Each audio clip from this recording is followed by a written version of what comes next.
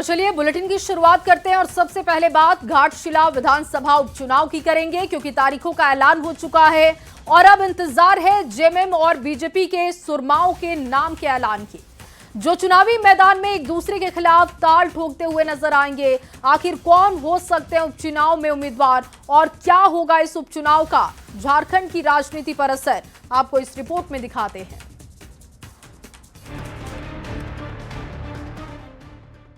11 नवंबर को घाटशिला विधानसभा उपचुनाव की तारीख की घोषणा के साथ ही झारखंड का राजनीतिक पारा लगातार चढ़ता जा रहा है। घाटशिला उपचुनाव में जीत की रणनीति बनाने में सत्ता पक्ष के साथ ही विपक्ष के नेता भी जुटे हैं।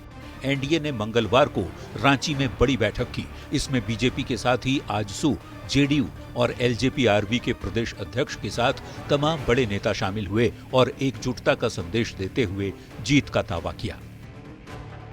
इस चुनाव को मिलकर के लड़ना है और पूरी ताकत के साथ लड़ना है और इस चुनाव को क्या कहते हैं एनडीए गठबंधन जीतेगी। इस संकल्प के साथ हम सब लोग चुनाव के मैदान जाएंगे। उपचुनाव की तारीख की घोषणा के बाद भी उम्मीदवार के नाम पर अब तक सस्पेंस कायम है। बीजेपी की ओर से मंथन के बाद केंद्रीय नेतृत्व को 4 नाम भेजे जा रहे हैं। इनमें बाबूलाल सोरेन, लखन मार्डी, सुनीता सोरेन और रमेश हांसदा के नाम शामिल हैं। हालांकि नाम पर अंतिम फैसला बीजेपी का केंद्रीय नेतृत्व दिल्ली में ही करेगा। इधर जेएमएम की ओर से दिवंगत रामदास सोरेन के बेटे सोमेश सोरेन का नाम तय माना जा रहा है और 15 अक्टूबर को रांची में सीएम आवास में उनके नाम का ऐलान तय माना जा रहा है। उपचुनाव की तपिश झारखंड के राजनीतिक दलों में साफ दिखाई दे रही है। हमेशा से घाटशिला क्लोज फाइट रहा है और हेमंत सरकार की वादा खिलाफी, युवाओं का रोजगार, कैलेंडर प्रकाशित नहीं होना, रोजगार नियुक्ति का, महिला सशक्तिकरण पर कुठाराघात और जितने इनके वायदे थे, किसानों का ऋण 100% माफ करना, कुछ अभी तक धरातल पर नहीं उतरा, लॉ एंड ऑर्डर बिगड़ गया है। तो इन सारे मुद्दों पे हमारी घाटशिला में जीत होगी और हेमंत पार्ट 2 के मुझे लगता है अंत की शुरुआत इसी घाटशिला उपचुनाव से होगी। रणनीति कुछ अलग है, माहौल हमारे पक्ष में है, कार्यकर्ता उत्साह से लबरेज हैं। रामदास दा के अधूरे कामों को पूरा करने का लक्ष्य लेकर हम सभी चले हैं और मुझे लगता है बहुत कंफर्टेबल विक्ट्री की ओर हम लोग आगे। घाटशिला उपचुनाव में जीत के जरिए बीजेपी झारखंड की राजनीति में कमबैक की उम्मीद लगाए बैठी है, तो जेएमएम की ओर से भी उपचुनाव जीतकर 1 साल के कामकाज को बेहतर बताते हुए जनता की मुहर लगाने का दावा किया जा रहा है। फिलहाल अभी उम्मीदवार का नाम तय नहीं हो सका है, लेकिन घाटशिला का घमासान हर दिन गहराता जरूर जा रहा है। न्यूज़ 18 के लिए रांची से निरंजन सिंह के साथ संजय कुमार सिन्हा की रिपोर्ट। और वहीं बीजेपी ने झारखंड में टेंडर घोटाले का आरोप लगाया है, साथ ही दावा किया कि जल्द ही इस मामले का खुलासा होगा। बीजेपी प्रवक्ता ने स्वास्थ्य विभाग में पार्टी की ओर से 50 करोड़ के टेंडर घोटाले के साथ ही नियमों की अनदेखी के आरोप लगाए। साथ ही झारखंड की मूलवासी कंपनी की जगह बाहरी को तरजीह देने का भी आरोप लगाया गया है। बीजेपी की तरफ से ये गंभीर आरोप लगाए जा रहे हैं। स्वास्थ्य विभाग में घोटाले का आरोप बीजेपी लगा रही है और बीजेपी का कहना है कि मूलवासी कंपनी की जगह पर बाहरी को महत्व दिया गया, तरजीह दी गई। में एक हम लोगों ने 50 करोड़ का जो घोटाला होने जा रहा है उसको पकड़ा। 50 करोड़, थोड़ा बहुत नहीं, 50 करोड़ और उसका टेंडर निकल चुका है। ई टेंडर का नंबर था 4374 और 20 सितंबर 2025 को निकाला गया था। अब इसमें ऐसे कंडीशंस डाले गए हैं, यही टेंडर 2022 में इससे पहले निकाला गया था इसी ऑफिस के द्वारा। उस समय के कंडीशन और अभी के कंडीशन में आप देखेंगे तो लगभग 5 गुना 10 गुना से ज्यादा अहर्ताओं को बढ़ा दिया गया सिर्फ एक कंपनी को फायदा पहुंचाने के लिए। फिर दोनों माननीयों से हमारा प्रश्न होगा कि ऐसा टेंडर आपकी सरकार ने क्यों निकाला है, जिसमें मैं दावे के साथ कह रहा हूं, चैलेंज कर रहा हूं कि झारखंड की कोई भी कंपनी हिस्सा नहीं ले पाएगी। और वहीं झारखंड के स्वास्थ्य विभाग में टेंडर घोटाले के बीजेपी के आरोपों पर कांग्रेस ने पलटवार किया। कांग्रेस प्रवक्ता ने कहा कि बीजेपी को इसलिए दिक्कत है क्योंकि स्वास्थ्य मंत्री अल्पसंख्यक हैं, काम को लेकर काफी गंभीर हैं। कांग्रेस प्रवक्ता ने आरोप लगाया कि घाटशिला उपचुनाव में बीजेपी के पास कोई मुद्दा नहीं है और इसीलिए सरकार को बदनाम करने की साजिश हो रही है। स्थिति संजीदा है, काम कर रहे हैं, तो स्वाभाविक तौर पे उनकी काम भारतीय जनता पार्टी को पच नहीं पा रही है। जब इस राज्य में भाजपा का शासन था, उनके स्वास्थ्य मंत्री थे, तो उनके ऊपर भ्रष्टाचार का केस हुआ। आज भी वो केस चल रहा है, क्योंकि इरफान अंसारी अल्पसंख्यक समुदाय से हैं, घाटशिला का चुनाव है, इनके पास सारा मुद्दा खत्म हो चुका, तो फिर से एक बार अब ये इस तरह की बातें करके सरकार को बदनाम करने का साजिश और षड्यंत्र रच रहे हैं। और चलिए बात करेंगे लाचार स्वास्थ्य व्यवस्था की। झारखंड में स्वास्थ्य विभाग की ओर से स्वास्थ्य सेवा में सुधार के दावे होते हैं, लेकिन गुमला में एम्बुलेंस सेवा के अभाव में एक महिला की जान चली जाती है। 5 घंटे तक 108 एम्बुलेंस का इंतजार किया जाता है, लेकिन कोई जवाब नहीं मिलता। न्यूज 18 ने खबर दिखाया तो उसका असर भी हुआ और स्वास्थ्य विभाग अलर्ट मोड पर आ चुका है। आपको पूरी खबर रिपोर्ट के जरिए दिखाते हैं। गुमला सदर अस्पताल में बेड पर पड़ा शव, ये शव उस महिला का है जो सड़क हादसे में गंभीर रूप से घायल हो गई थी। सदर अस्पताल से रिम्स रेफर किया गया था।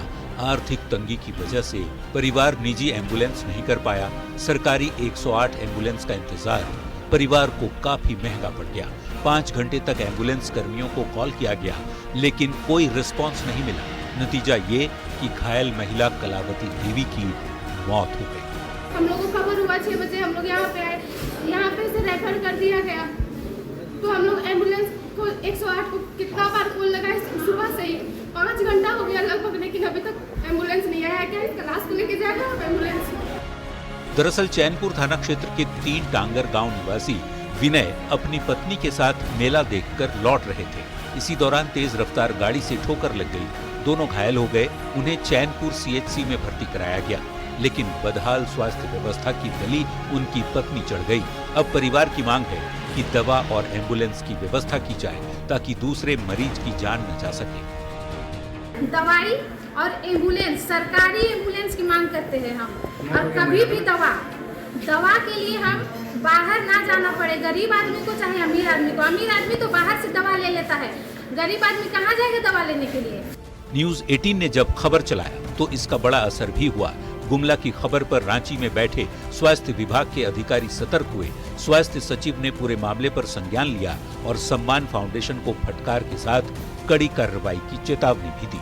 कलावती देवी तो चली गई, लेकिन अपने पीछे छोड़ गई 1.5 साल की बच्ची जो अपनी मां को खोज रही है। लेकिन उसे क्या पता कि बदहाल स्वास्थ्य सेवा की भेंट उसकी मां चढ़ चुकी है। दावे तो बहुत किए जाते हैं, लेकिन इंतजार है उस वक्त का जब महज एक कॉल में मरीज तक एम्बुलेंस पहुंच सके। न्यूज 18 के लिए गुमला से रुपेश कुमार भगत के साथ रांची से गौरव झा की रिपोर्ट। और अगली खबर चाईबासा से। चाईबासा के सारंजा जंगल में एक बार फिर घायल हथनी के मिलने से वन विभाग में हड़कंप है। हथनी की जान बचाने में वन विभाग की टीम जुटी है और अब बेहतर इलाज मुहैया कराने के लिए वनतारा की मेडिकल टीम पहुंच चुकी है और जिसके बाद जान बचाने की उम्मीद जगी है। पूरी खबर दिखाते हैं आपको।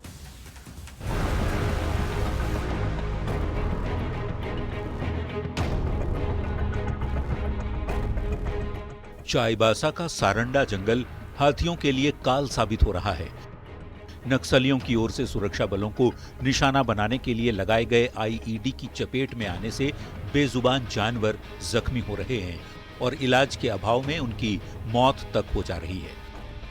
सारंडा जंगल में पिछले 1 सप्ताह से मादा हाथी घायल है और शारीरिक रूप से काफी कमजोर भी दिख रही है। वन विभाग के साथ वाइल्ड लाइफ की मेडिकल टीम हथिनी के इलाज में जुटी रही, लेकिन अब हथिनी के इलाज का जिम्मा संभाल लिया है रिलायंस इंडस्ट्रीज के अनंत अंबानी की वनतारा प्रोजेक्ट के स्पेशलिस्ट्स ने। सारंडा वन प्रमंडल के अधिकारियों की ओर से मिली जानकारी के बाद वनतारा की मेडिकल टीम घायल हथिनी का इलाज करने पहुंची है। बेहतर इलाज के लिए हथिनी को जंगल के बीच से सुरक्षित जगह पर ले जाने की तैयारी की जा रही है, जिसके बाद बेहोश कर उसका इलाज किया जाएगा और अगर जरूरत पड़ी तो उसे इलाज के लिए शिफ्ट भी किए जाने की तैयारी है। सारंडा जंगल में हाथियों के घायल होने की 3 महीने में ये तीसरी घटना है। इसी साल जुलाई महीने में सारंडा जंगल में 1 सप्ताह के अंदर 2 हाथी ठीक इसी तरह घायल हो गए थे, जिनकी इलाज के दौरान मौत हो गई थी। मृत हाथियों के पोस्टमार्टम करने वाले डॉक्टर ने दोनों के आईईडी विस्फोट से घायल होने की आशंका जताई थी। उम्मीद की जा रही है कि वंतारा की टीम की ओर से समय पर शुरू किए गए इलाज से घायल हथनी की जान बच सकेगी। साथ ही अलर्ट मोड में आए वन विभाग के साथ सुरक्षा बलों की मदद से बाकी हाथियों को भी असमय ही मौत के मुंह में जाने से बचाया जा सकेगा। न्यूज़ 18 के लिए चाईबासा से रुपेश प्रधान के साथ ब्यूरो रिपोर्ट। और वहीं कांग्रेस की ओर से संगठन को मजबूत करने के लिए जिला अध्यक्ष बनाए गए, लेकिन पार्टी कार्यकर्ता ही नवनियुक्त जिला अध्यक्षों का विरोध करने में जुटे हैं। देवघर, कोडरमा, लातेहार, गुमला समेत कई जिलों में ये विरोध देखने को मिला। झारखंड कांग्रेस के प्रदेश प्रभारी के राजू जब खूंटी पहुंचे तो खूंटी में भी कार्यकर्ताओं ने जिला अध्यक्ष का विरोध किया। साथ ही आदिवासियों का हक नहीं दिए जाने पर सवाल उठाए गए। कांग्रेस प्रभारी ने कहा कि विरोध की जानकारी आला कमान को दी जाएगी, जिसके बाद कुछ जिलों का रिव्यू किया जाएगा। 6 में जेन्युइन अपोजिशन है, सही इश्यूज पर मैं कांग्रेस हाईकमांड को वो रिपोर्ट भी भेजना चाहते, वो रिपोर्ट भी मांगा और ये रिपोर्ट बेसिस पर कांग्रेस हाईकमांड में मेरा उम्मीद है, मेरा आशा है कुछ डिसीजंस को रिव्यू करने के लिए सुविधा है। इसलिए हमको आदेश दिया ये नया डिस्ट्रिक्ट प्रेसिडेंट्स का वर्क कम से कम 3 और 4 महीने आप क्लोजली मॉनिटर करके वो रिपोर्ट्स हाईकमांड को भेजिए। वो रिपोर्ट बेसिस पर जो चेंजेस करना चाहते जरूर करेंगे।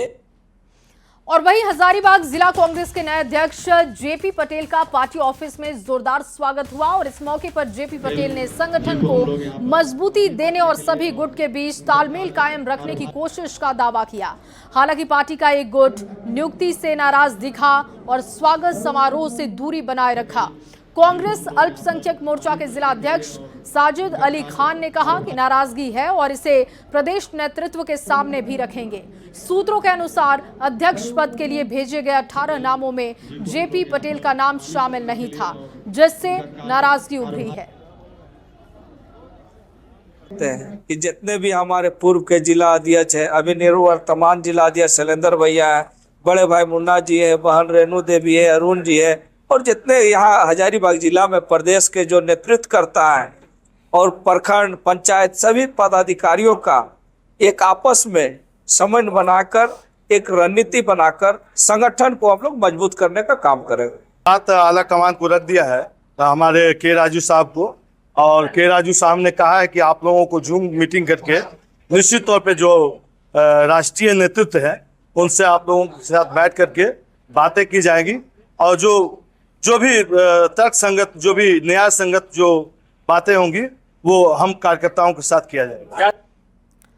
और चलिए इसी खबर के साथ इस बुलेटिन में बस इतना ही। आप बने रहिए न्यूज़ 18 बिहार झारखंड के साथ।